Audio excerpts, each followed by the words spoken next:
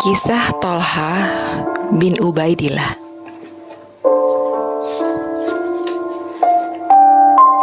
Kemurahan dan kedermawanan Tolha bin Ubaidillah patut kita contoh dan kita teladani. Dalam hidupnya ia mempunyai tujuan utama, yaitu bermurah dalam pengorbanan jiwa. Tolha bin Ubaidillah merupakan salah seorang dari 8 orang yang pertama masuk Islam, di mana pada saat itu 1 orang bernilai 1000 orang. Sejak awal keislamannya sampai akhir hidupnya, dia tidak pernah mengingkari janji. Janjinya selalu tepat.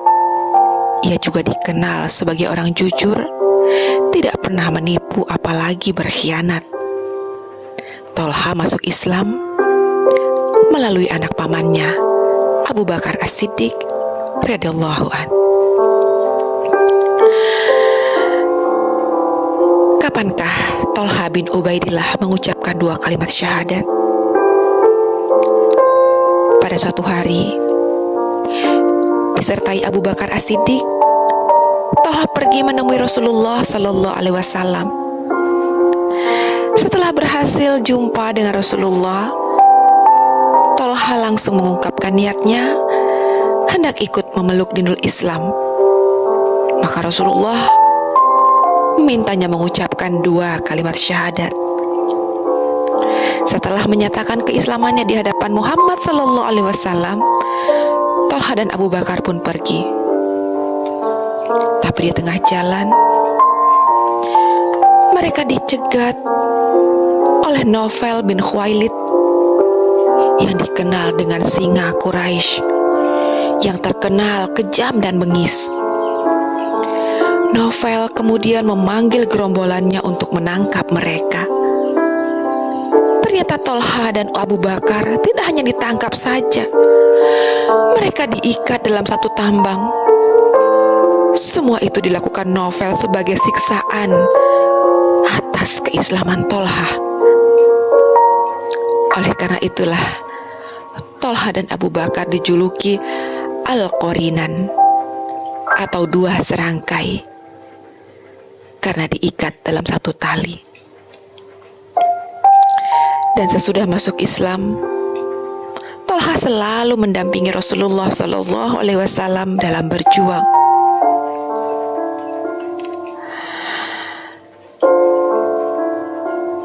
Tolha adalah seorang lelaki yang gagah berani, tidak takut menghadapi kesulitan, kesakitan, dan segala macam ujian lainnya. Ia orang yang kokoh pendirian dalam mempertahankan prinsip hidupnya meskipun ketika di zaman jahiliyah.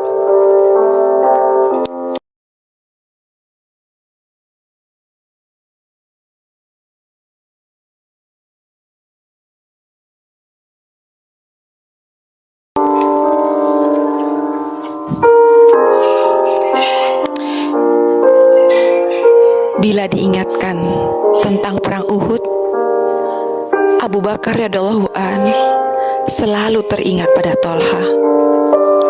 Ia berkata, "Perang Uhud adalah harinya Tolha.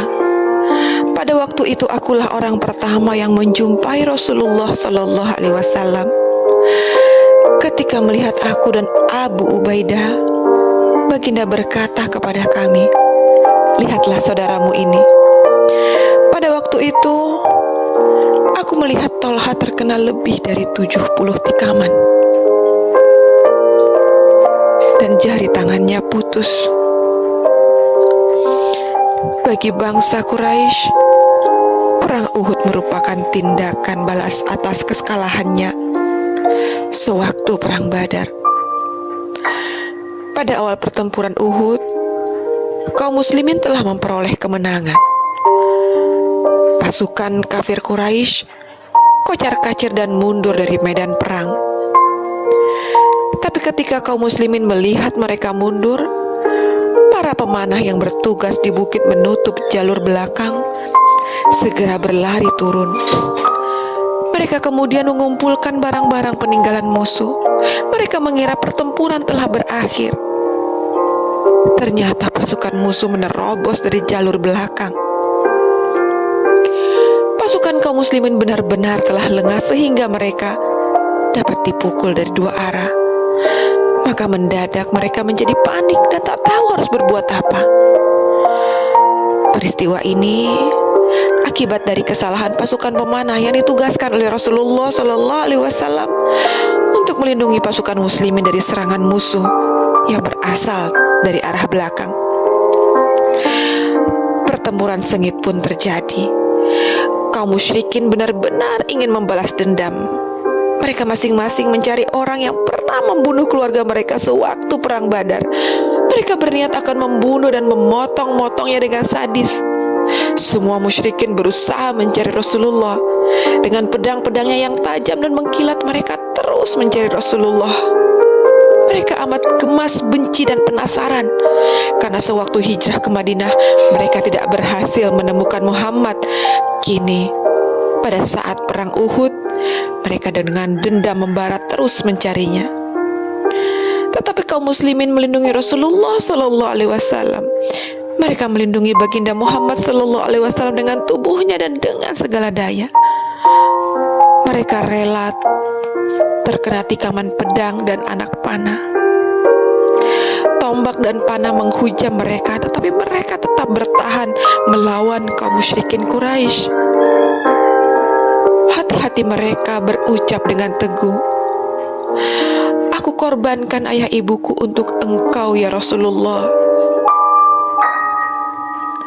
Salah satu di antara mujahid yang melindungi Nabi Shallallahu Alaihi Wasallam dengan tulus ikhlas adalah Thalha.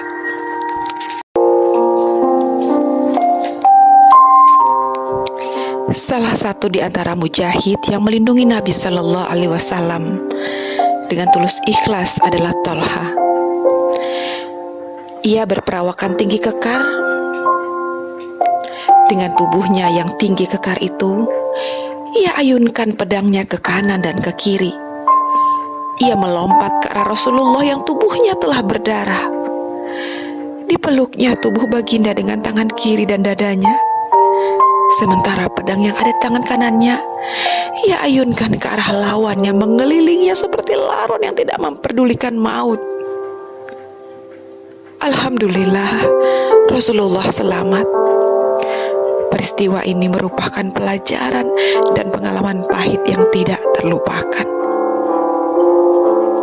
Itulah sekilas uraian tentang keteguhan dan pengorbanan Thalha melindungi Rasulnya Sallallahu Alaihi Wasallam. Thalha memang merupakan salah seorang pahlawan dalam barisan tentara perang Uhud. Ia siap berkorban membela Nabi Sallallahu Alaihi Wasallam. Ia memang patut ditempatkan pada barisan depan karena Allah telah menganugerahkan kepada dirinya tubuh yang kuat dan kekar, keimanan yang teguh dan keikhlasan pada agama Allah. Akhirnya kaum musyrikin pergi meninggalkan medan perang karena mereka mengira Rasulullah telah tewas. Alhamdulillah Rasulullah SAW selamat, walaupun dalam keadaan menderita luka-luka yang cukup parah. Baginda dipapah oleh Thalha menaiki bukit yang ada di ujung pertempuran. Tangan, tubuh, dan kakinya diciumi oleh Thalha seraya berkata, "Aku tebus engkau ya Rasulullah dengan ayah dan ibuku." Nabi Shallallahu Alaihi Wasallam tersenyum dan berkata, "Engkau adalah Thalha yang penuh kebajikan." Di hadapan para sahabat, Nabi Shallallahu Alaihi Wasallam bersabda, "Keharusan bagi Thalha adalah memperoleh surga." Sejak peristiwa Uhud itulah Thalha mendapat julukan burung elang dari Uhud.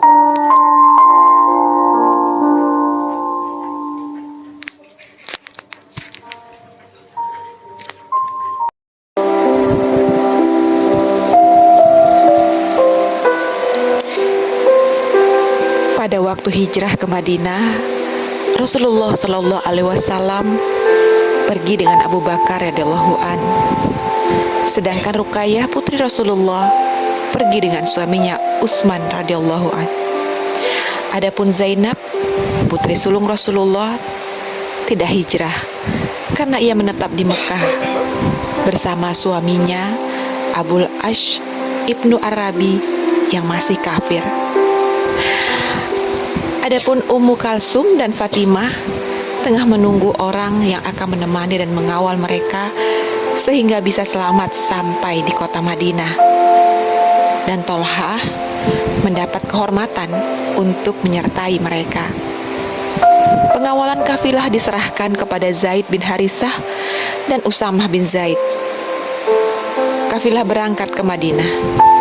Mereka yang ikut serta dalam rombongan itu antara lain Fatimah, Ummu Kalsum, dan istri Rasulullah Sallallahu Alaihi Wasallam, Ummul Mukminin, Saudah binti Zum'ah, dan Ummu Aiman radhiyallahu an. Pernahkah Anda melihat sungai yang airnya mengalir terus-menerus, mengairi dataran dan lembah? Begitulah Tolha bin Ubaidillah. Ia adalah seorang muslim yang kaya raya tapi pemurah dan dermawan. Istrinya bernama Su'dah binti Auf. Pada suatu hari, istrinya melihat Tolha sedang murung dan duduk termenung dengan sedih. Melihat keadaan suaminya, sang istri segera menanyakan penyebab kesedihannya.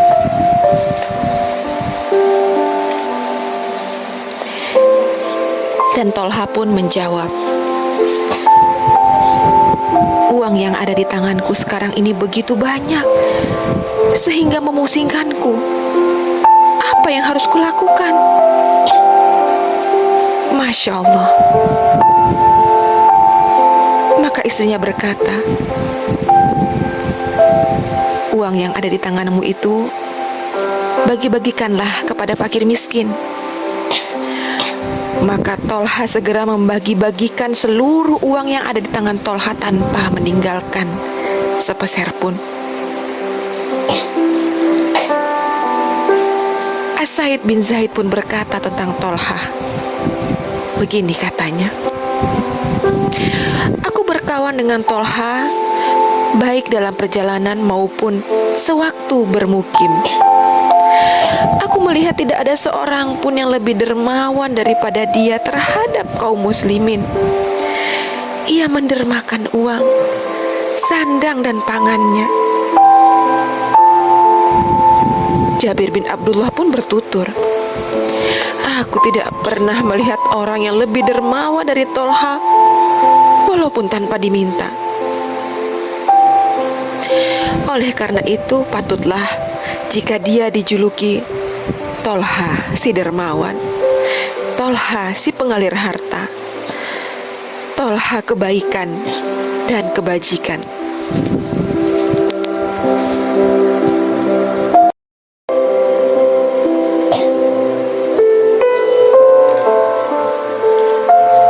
Sewaktu terjadi pertempuran Al-Jamal, Tolha bertemu dengan Ali radhiyallahu an.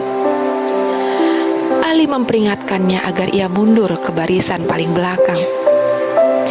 Sebuah panah mengenai betisnya, maka dia segera dipindahkan ke Basra dan tak berapa lama kemudian, karena lukanya yang cukup dalam, ia wafat. Tolha wafat pada usia 60 tahun dan dikubur di suatu tempat dekat padang rumput di Basra.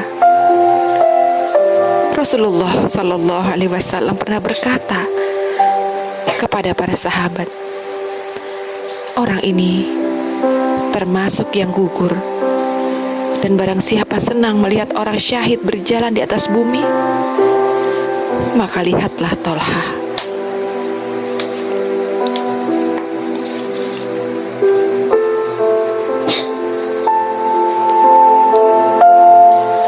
Allah Subhanahu wa Ta'ala berfirman, "Di antara orang-orang mukmin itu ada orang-orang yang menepati apa yang telah mereka janjikan kepada Allah, maka di antara mereka ada yang gugur, dan di antara mereka ada pula yang menunggu-nunggu, dan mereka sedikit pun tidak merubah janjinya. Demikianlah kisah hidup Tolha bin Ubaidillah